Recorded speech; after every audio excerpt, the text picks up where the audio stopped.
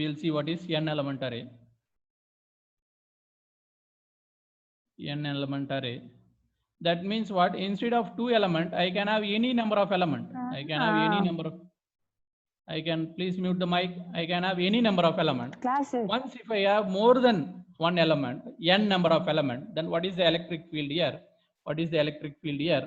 So here also for again my current is like this, because in both the cases current is same. Both the cases current is same. If my alpha is 0 everywhere, if my alpha is 0, generally alpha goes like this. Here I will apply 0. Here I will apply alpha. Here I will apply 2 alpha. Here I will apply 3 alpha. That means what? Whenever I change the phase, here I am giving alpha phase, here 2 alpha, here 3 alpha. That means what? Phase increases progressively. So phase increases progressively. Okay, so phase increases progressively. And again current is same always.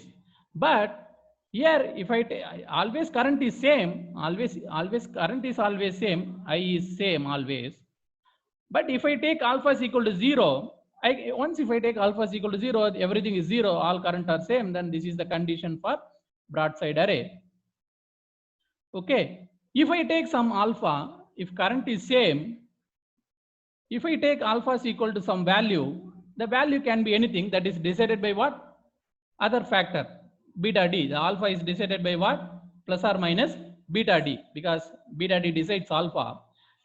That will give you some angle. Say for example, if it is 10 degree, if alpha is 10 degree, then what is the meaning of this one?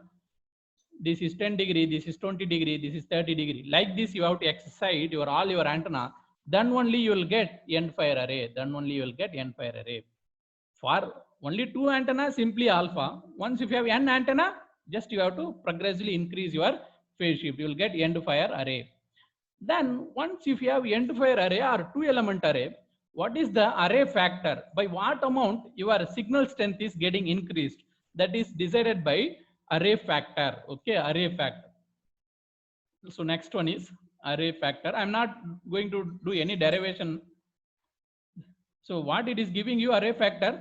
By what amount your signal strength is getting increased, because that is the aim of antenna arrays. Antenna arrays used to increase the gain. Okay, so antenna array factor will give you the value by what factor the gain is increased. By what factor? By what factor gain is increased as compared to single antenna? Gain is increased. Gain is increased as compared to single antenna. As compared to single antenna. That is the definition of array factor. That is the definition. So once if I have n element array, my array factor after derivation, it consists of some derivation. The array factor comes sin n psi divided by 2, sin psi divided by 2. What do you mean by psi, sir? Anybody? Psi is equal to what? Always beta d cos theta plus alpha. Okay, because in general I am writing psi is equal to always beta d cos theta plus alpha. Now somebody tell me what is the maximum value of this one? Sin theta divided by theta is maximum when, sir? What is the maximum value of this function, array factor? When theta equal to 0, sir. Yeah, so that means what is the maximum value? By means of L'Hospital rules, n will come outside. So the maximum value of the array factor is 1 by n. Okay, maximum value of array factor is 1 by n. So sometimes they used to mention array factor in a normalized manner. Normalized, whenever they want to draw the radiation pattern alone, they are not worried about what is the gain. They are interested about shape of the waveform, because this will give you the shape of the waveform also. So when they are interested to get only the shape of the waveform, in which direction the radiation is maximum or minimum, in which direction the side lobes is there, like that and all, then they used to normalize this function. Once if they normalize, this is 1 by n and sin n psi by 2 divided by sin psi by 2. This is the normalized array factor. Okay, this is simple array factor. This is the maximum value of the array factor. It is true because when you have one antenna, you are getting some electric field. When you are using n antenna, you will get n times of the electric field. When you use n antenna, you will get n times of the electric field. There is a chance that you will get n times of electric field, but whether really you are getting the electric field or not will be decided by the psi. But the psi will be decided by theta. Okay, theta means what? Phase angle produced by the distance. Okay, phase angle. Okay, the phase produced by the movement, and this is excitation phase. Okay, so just because if you are having n here means it doesn't mean that you are having n times of the signal.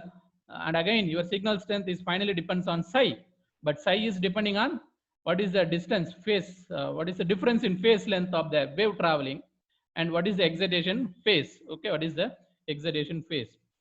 Now, what will be the, and again, forgot one thing, I think before here. Yeah, because you do not know what is beam width, then you cannot come to conclusion of directivity. But somebody tell me which one will have more directivity, end fire array or broadside array? For that I will compare here. Okay, I will compare both. Okay, once if you have broadside means if you are having array axis like this, you are getting power here and also here, but this is of 2D only, you have to rotate it. So once if you rotate it, this will be of something like shape, 3D shape. It will form some 3D shape. In which direction you have to rotate? Like this. Like this you rotate like this. That is the original broadside array shape. Broadside array shape. Now my question is, end fire array is giving the radiation in this manner. Again, this is also you have to rotate like this for 3D. Here also it is giving you the radiation, but like this. Here also you have to rotate like this. Then, which one will have more directivity, sir? End fire or broadside array? By intuitive analysis, you can tell. No, sir. No. Which one? By intuitive analysis, you can tell which one will have more directivity or which one will have more beam width.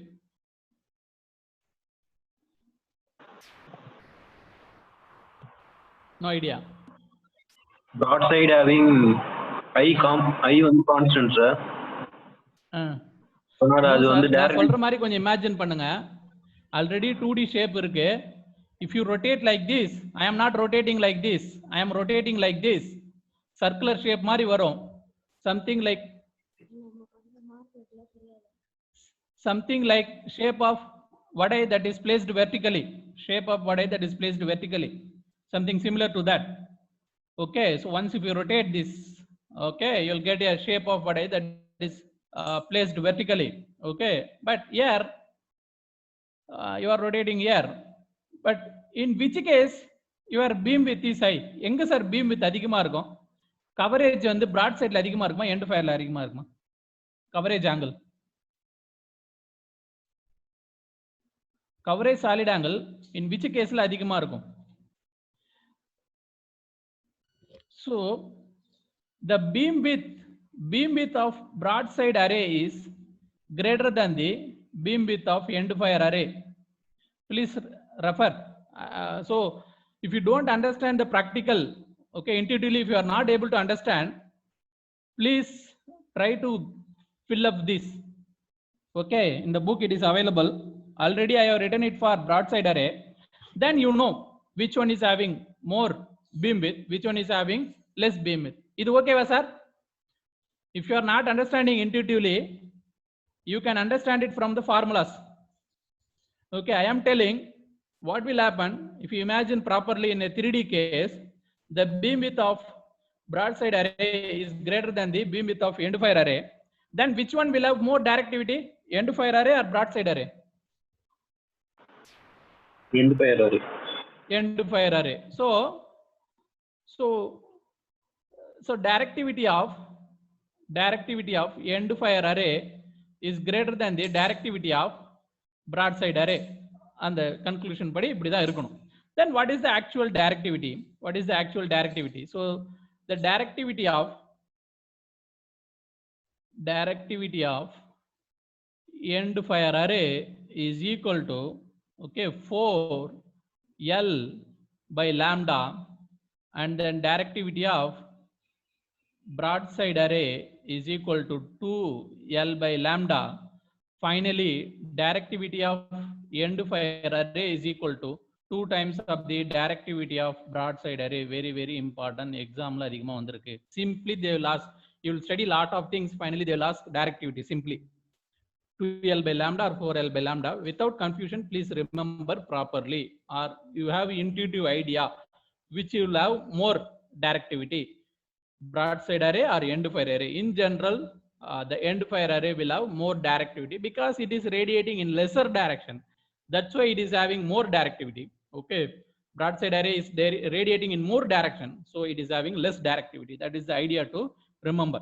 Okay, so and again, and again we will discuss some other method, binomial and Chebyshev method and all. Then what is the problem with this method, both end fire and broadside array? So disadvantage of this method, limitation. What is the limitation of broadside array or end fire array? Okay, so in any case, in both broadside array or end fire array, what is present? Side lobe is present. What is present? Side lobe present. Okay, you know, once if side lobe present, some power is spent on the side lobes, because power, you have to spend your power on the main lobe. But once if side lobe present, some portion of the power spent on the side lobe, some portion of power concentrated on side lobes. Okay, concentrated on side lobes. Again, that is considered as a noise only, because you want your power to go in a particular direction, but that power is going in some other direction, then that particular power is called as a noise. Okay, you can consider as a noise. So how to eliminate the side lobes? That's our next aim. Our next move is how to eliminate side lobes. How to eliminate side lobes? That's our next question. How to eliminate side lobes? Then the method, easiest method to eliminate the side lobe is what, sir? Anybody? Binomial array. How to eliminate the side lobes? To eliminate the side lobe, you have to use binomial array concept. You have to use the binomial